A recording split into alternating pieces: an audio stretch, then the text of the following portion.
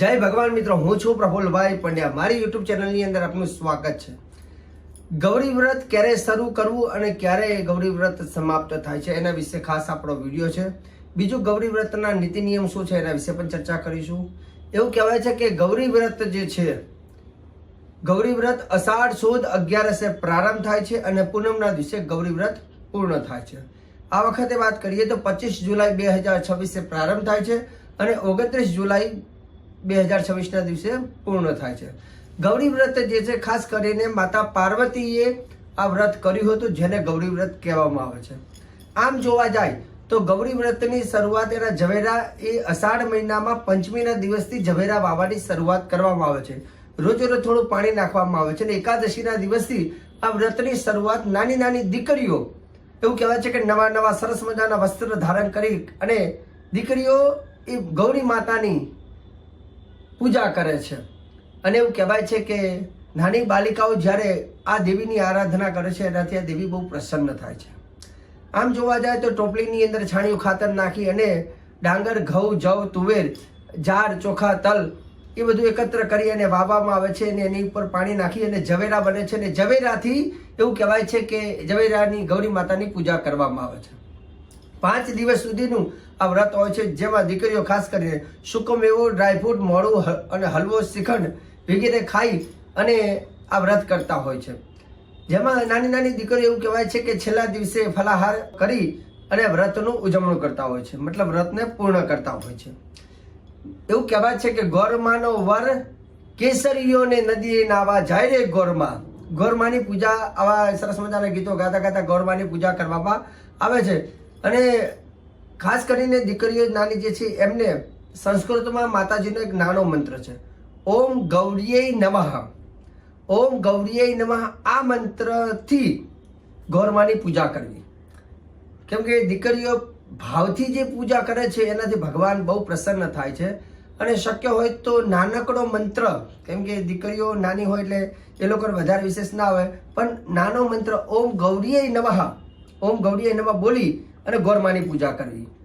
આ પૂજાનો જે નીતિ નિયમ જે છે, ખાસ કરીને એમાં શું કરવું તો કે હાથમાં થોડું પાણી લઈ ઓમ ગૌરીય નમઃ બોલી અને જે ઝવેરા હોય એની ઉપર દીકરીઓ છાંટવું.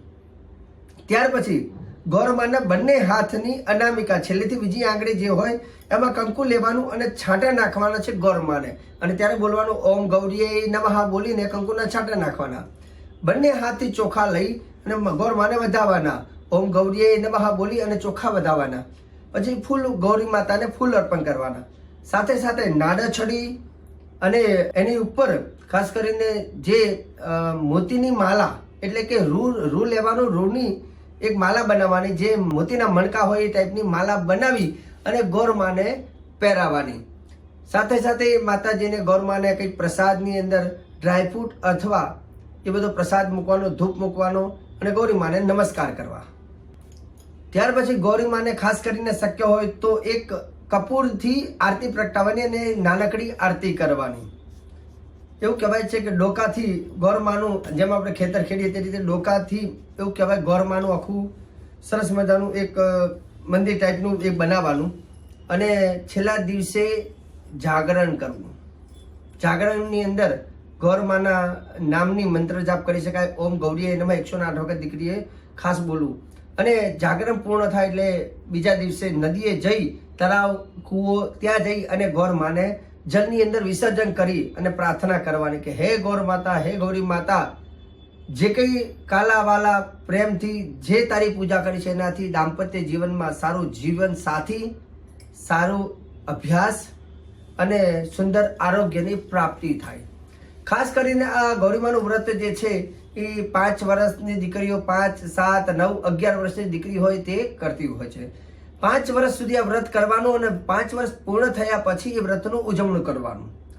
હવે ઉજવણું જ્યારે જે લોકોને 5 વર્ષ પૂર્ણ થઈ ગયા હોય તે લોકોએ કઈ રીતે ઉજવણું કરવું તો કે એ સામે નાની જે છોકરીઓ હોય એ છોકરીઓને ભોજન કરાવવું અને એ દીકરીઓને પૂજન કરી એનું એ લોકોને કંઈક ભેટ અર્પણ કરવી. સાથે સાથે 5 સીધાના દાન, 5 વર્ષ સુધી આ વ્રત કર્યું છે એટલે 5 સીધાના દાન, કોઈ શિવજીનું મંદિર હોય ત્યાં જઈને એ દાન કરવું. સાથે સાથે ગૌરીમાના એક શ્રેષ્ઠ ઉપાય પણ કહું છું. જે નાની દીકરીઓ ગૌરીમાની રોજ પૂજા કરતી હોય છે, પણ ગૌરીમાના એ 14 નામ એવા છે, એ બહુ ચમત્કારી હોય છે. વિધિ વિધાન તો કદાચ દીકરીઓ વિશેષ ન કરી શકે, પણ આ 14 નામ જે છે એ કદાચ રોજ પૂજા કરી એના 14 નામ ગૌરીમાને બોલીને ખાલી નમસ્કાર કરાવવાના. બહુ સરળ નામ છે. ખાલી આ 5 દિવસના વ્રતમાં 14 નામ ચોક્કસ એમને રોજ બોલવાના, અને બોલવાથી એવું કહેવાય છે કે પાર્વતી મૈયા બહુ પ્રસન્ન થાય છે, ગૌરમાં એટલા ખુશ થાય છે અને એ લોકોને વિશેષ વરદાન આપે છે. તો 14 નામ ગૌરીમાના કયા છે? આ પ્રમાણે છે: ઓમ ગૌરીય નમઃ, ઓમ શિવાય નમઃ, ઓમ ગિરિજાય નમઃ, ઓમ અંબિકાય નમઃ, ઓમ ચંડિકાય નમઃ, ઓમ ઈશ્વર્ય નમઃ, ઓમ ઉમાય નમઃ, ઓમ દુર્ગાય નમઃ, ઓમ રુદ્રાણ્ય નમઃ, ઓમ સર્વાણ્ય નમઃ, ઓમ સર્વમંગલાય નમઃ, ઓમ પાર્વત્यै નમઃ, ઓમ ભવાન્यै નમઃ, ઓમ અપર્ણાય નમઃ. તો આ હતા ગૌરીમાના 14 નામ. 5 દિવસ સુધી આ 14 નામ ખાલી બોલી માથું નમાવાનું, અને એનાથી ગૌરીમાની જે કૃપા મળશે. તમારું જે વ્રતમાં કોઈ પણ જાતની ભૂલ થયું હોય, ક્ષતિ થયું હોય, કદાચ ઉપવાસની જગ્યાએ અજાણતા કંઈ પણ ખવાઈ ગયું હોય, તો પણ તમારું વ્રત પૂર્ણ ગણાશે. કેમ કે આ 14 નામ બોલીને નમસ્કાર કરવાથી મા બધા જ જે કંઈ પ્રાયશ્ચિત થયા હોય એને પણ માફ કરી દે છે અને વ્રત તમારું સફળ બને છે. તો આજે ગૌરમાના વ્રતને લઈને સરસ મજાનો વિડીયો મેં અપલોડ કર્યો છે, વિડીયો બનાવ્યો છે. પણ તમને જો વિડીયો સારો લાગ્યો હોય તો વિડીયોને પહેલાં તો તમારા ગ્રુપમાં બધાને શેર કરી દો. સાથે સાથે વિડીયોને લાઈક કરજો, અને ચેનલમાં પહેલી વાર આવ્યો હોય તો અમારી ચેનલને સબસ્ક્રાઇબ ચોક્કસ કરજો.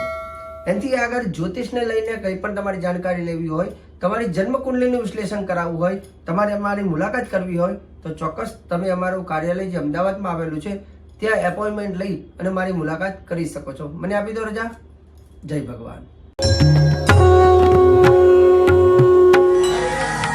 જય ભગવાન.